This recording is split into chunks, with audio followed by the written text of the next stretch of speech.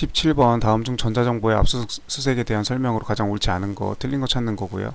전자정보 압수수색은 뭐 2차에서 매우 중요한 1급 형사소송법 1급 논점이고 영순위 논점이고 올해도 시험에 나왔죠. 법원 행시에도 나왔고 올해 법무사 시험에서는 좀 약하게 나와서 아마 내년에도 또 나올 겁니다. 이 전자정보 부분은 판례가 누적된 게 너무 많아서 공부할 게 굉장히 많죠.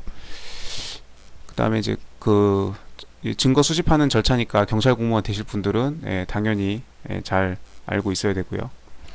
1번 그리고 이 전자정보 압수수색에 대한 객관식 시험은 반드시 한 문제 이상이 출제됩니다. 이건 예외 없는 것 같아요.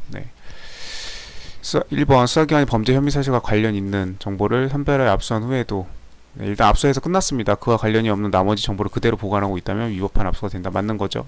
삭제 폐기하라고 했습니다. 삭제 폐기 내용이죠. 그 다음에 2번 압수수색 영장에 적힌 압수한 물건의 컴퓨터 등 정보 처리 만 기재되어 있더라도 컴퓨터 등 정보 처리를 이용하여 원격지 판례죠. 원격지 서버 저장 정보를 압수할 수는 없다. 맞는 내용이죠. 그거랑 헷갈리면 안 됩니다. 그 통상적인 방법으로 그 아이디와 비밀번호를 제출받아가지고 원격지 서버에 접속하는 거는 그건 괜찮죠. 그래서 그 피의자로부터 그 서버에 접속할 수 있는 아이디하고 비밀번호를 이미 제출받아가지고 그 아이디와 비밀번호를 이용해서 통상적인 방법으로 원격지 서버에 서버에 접속하는 것은 수사기관이 원격지 서버에 접속하는 건 그거는 문제 없습니다. 그 판례랑 이거 헷갈리면 안 돼요. 이거는 이제 원칙적으로 영장에 컴퓨터라고 적혀 있기 때문에 그 컴퓨터에 한정해서 하는 거지 컴퓨터에서 그 원격지 서버로 접속할 수 있다고 해서 무조건 원격지까지 압수수색할 수는 없다는 원칙적인 이야기를 하는 겁니다. 그래서 맞는 내용이에요. 이런 거 이렇게 헷갈리게끔 이렇게 앞에다가 슬쩍 이렇게 냈죠. 그래서 그 판례랑 헷갈리면 안 됩니다. 그러니까 이런 것들이 헷갈리게 되면은 그러니까 꼼꼼히 알 거면 제대로 다 알아야 되는데 어설프게 알면 그 어설프게 알고 있는 그것이 뭔가 내 시야를 방해해가지고 내 판단을 흐리게 해가지고 착오를 불러일으키게 할 수 있죠. 이거는 객관식에서도 마찬가지고 그 주관식 시험에서도 어떤 비스무리한 뭐 원격지 어쩌고저쩌고 사례에서 이런 게 나와서 예를 들면 사례에 원격지 어쩌고저쩌고 나와서 내가 알고 있는 원격지 그 판례인가 보다 그러고 무턱대고 그 판례를 적용해서 썼는데 사실은 그 판례가 아니라 같은 원격지 판례긴 한데 이쪽 판례를 써야 되는 문제였던 거죠. 이런 식으로 2차에서 논점 일탈하는 오류가 발생할 수 있습니다. 그러니까 객관식도 마찬가지고 2차 서술형도 마찬가지고 정확하게 알고 있어야 돼요. 특히 이렇게 이런 비교점들이 있는 그 판례도 논점이 되고 이 판례도 논점이 되는 같은 원격지 판례인데 예를 들어 그런 대꾸를 이루는 쌍을 이루는 판례들이 굉장히 많죠. 그런 것들을 잘 비교해서 잘 정리를 해서 가지고 있어야 됩니다. 그래서 문제가 나오면 이거 다른 수험생들은 이거 헷갈려서 다른 거 엉뚱한 거 적을 수도 있겠구나 이렇게 생각을 하면서 이렇게 잘 적용해서 문제를 풀어야 되겠죠. 그래서 이거 맞는 내용입니다. 이거는 맞는 내용이에요. 3번 수사기관 사무실 등으로 반출된 저장 매체 또는 국제법에서 혐의사실 관련성에 대한 구분 없이 이게 포인트죠. 구분 없이 일단 그냥 수사기관 사무실로 경찰청 검찰청으로 막 갖고 왔어요. 이미 된 정보를 문서로 출력하거나 복제하는 이런 것들이 다 그 전자정보를 쓰는 거죠. 그런 사용하는 행위들은 위법하다고 볼 수 없다. 아니죠. 위법하죠. 구분 없이 막 갖고 왔기 때문에 이렇게 갖고 올 때부터 사실은 구분을 이렇게 해서 갖고 와야 되고 그렇게 설명을 하고 있죠. 그래서 위법하다고 볼 수 없다. 틀렸습니다. 결론을 바꿨네요. 3번이 정답입니다. 이게 3번이 틀렸어요. 그 다음에 4번 피압수자가 수사기관의 압수수색 영장의 집행에 참여하지 않는다는 의사를 명시하였더라도 피의자가 피의자 말하는 거죠. 피의자가 명시하였더라도 변호인은 별도로 보장해야 된다. 맞는 거죠.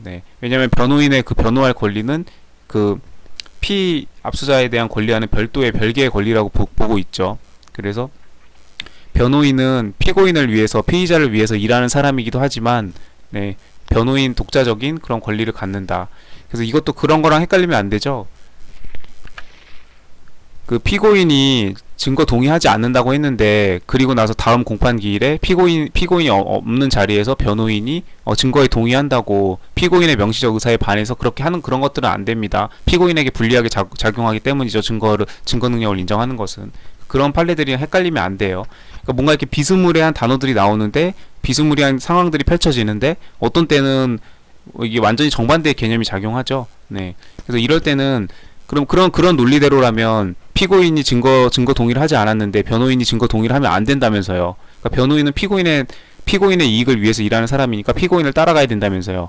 그러면 여기서 피압수자가 참여하지 않겠다고 명시했으면, 묵시적도 아니고 명시적으로 이렇게 했으면은, 그럼 변호인한테는 통지 안 해도 되는 거 아니에요? 그런 식의 논리라면 이렇게 적용이 되죠. 근데 이런 경우에는 상황에 따라서 이렇게 지금 다르게 적용된다는 거. 이때는 변호인의 별도의 권리를 인정해준다. 만약에 이 논리를 저기다가 대입을 하게 되면은 피고인이 증거 동의하지 않았더라도 그러면 변호인이 별도로 권리가 있으니까 증거 동의를 하면은 증거 동의가 인정이 되느냐? 아니잖아요. 그러니까 상황에 따라서 증거 동의에 관해서는 피고인에게 유리하게 피고인의 의사에 반해서 변호인이 지 멋대로 피고인의 의사와 달리 동의를 한다고 해도 효력이 없고 무효라고 그랬고, 그다음 이 경우에는 그 압수수색 영장 집행에 대해서 미리 통지를 해주는 거는 이 권익을 보호하기 위한 건데, 피압수자가 그 권익을 포기하였다고 하더라도 변호인이 피압수자를 대신해서 그 변호를 하면서 그 일을 할 수 있도록 변호인에게도 별도로 보장해 주라라는 거죠.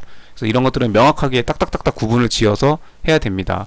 이런 지금 1번 지분, 2번 지분, 3번 지분, 4번 지분으로 올라온 것들이 이 전자정보 압수수색에 관한 판례가 지금 너무나 많아서 객관식은 물론이고 지금 2차에서도 다 그 판례들을 다룰 수 없을 정도로, 왜냐면 그 주어진 형사소송법 배점을 전자정보에 대한 압수수색 이 문제로만 낼 수는 없잖아요. 그렇기 때문에 골고루 전 범위에서 문제를 내야 되기 때문에 다 다룰 수가 없어요. 그렇기 때문에 아마 향후 3년간, 한 최소 3년, 향후 5년간 이 전자정보 압수수색은 영순위로서 계속 작용을 할 겁니다. 그리고 내년 2차 형사소송법 영순위는 제3자가 이미 제출한 그거 강력한 영순위로 봅니다. 원래 올해 나왔어야 되는데 그냥 약소하게 나왔죠. 그래서 제3자가 이미 제출한 사안, 그래서 실질적인 피압수자를 가려내가지고 그 원래 소유주에게도 그 압수수색 그 절차를 밟아야 되는지 그런 것들에 대한 거 2차 영순위 논점입니다. 내년 형사소송법. 아무튼 그렇고요. 그래서 여기 지금 등판한 판례들도 그 많은 판례들 중에 이 객관식 지금 지문은 지금 객관식 선지가 지금 사지선다잖아요. 4개밖에 못 나오기 때문에 여기에 나온 것들은 삭제 폐기 판례, 그 다음에 원격지 관련, 그 다음에 이거는 그 구분 없이 이렇게 된 그러니까 그 정보 저장 매체를 그 압수수색할 때 범위를 특정해서 받으라는 게 가장 첫 번째 그 저기였죠. 그냥 무작위로 그냥 핸드폰 갖고 오면 안 되고 USB에다 그냥 싸그리 복사해서 갖고 오면 안 된다는 거죠. 네, 압수수색의 기본 적이죠. 경찰들도 당연히 그 집행하는 그 사법 경찰관들도 마찬가지고 검찰도 마찬가지고, 그 다음에 뭐 법원 행시 법무사 변호사들도 당연히 잘 알고 있어야 되는 파트이기 때문에 나왔고, 그 다음에 이거는 변호인의 권리에 대해서 이거는 당연히 변호사 시험에도 당연히 나오는 판례고요. 네. 그 중요한 이런 판례들이 등판한다는 거. 그래서 3번이 틀렸습니다. 판례는 뭐 1번은 안 가져왔고요. 2번 판례. 2022년도 판례고, 문헌은 엄격하게 해석해야 된다. 그래서 영장에 적혀있는 컴퓨터에 대해서만 압수수색할 수 있다. 그걸로 저기 미국에 있는 원격지, 저기 어디 일본에 있는 서버에 저장된 정보처까지 압수할 수는 없다는 거죠. 왜냐면 수색 장소에 있는 컴퓨터랑 원격지랑 다 구별된다. 그래서 원격지에 대해서도 압수수색을 할 거면 원칙적으로 영장에다가 적으라고, 미국에 있는 컴퓨터, 일본에 있는 컴퓨터 이렇게 다 적으라 이겁니다. 네. 이게 압수수색 영장에 적혀져 있지 않으면 이 수색 장소에 있는 컴퓨터가 적혀 있다고 하더라도 이 컴퓨터에서 접속이 가능하다고 해가지고, 지금은 전 세계가 뭐죠? 그 무슨 시대라고 그러죠? 온라인 시대? 그런 용어를 벌써 몇십 년 전에 그런 용어 지구촌 막 그랬죠. 전 세계가 통신망이 다 하나로 연결돼 있어서 미국에 있는 사람과도 즉시 동시간적으로 통화할 수 있고, 그런 시대가 열린다고 몇십 년 전에 그런 시대가 열린다고 했었는데 지금 그런 시대죠. 네. 그렇기 때문에 이렇게 접속을 할 수 있더라고 해도 영장에 안 적혀있으면 안 된다. 왜냐면 영장의 문헌은 엄격하게 해석해야 되니까. 그래서 이런 내용들을 2차 답안지에 이렇게 현출하는 것들이 중요합니다. 네. 이게 2차에서 형사소송법 나오면 그냥 정답만 적기 바쁘죠. 그냥 결론만 맞추기 급급한데, 결론 맞추는 것보다도 이런 내용들 불리한 내용으로 유추해서 확장 해석하면 안 된다. 문헌은 엄격하게.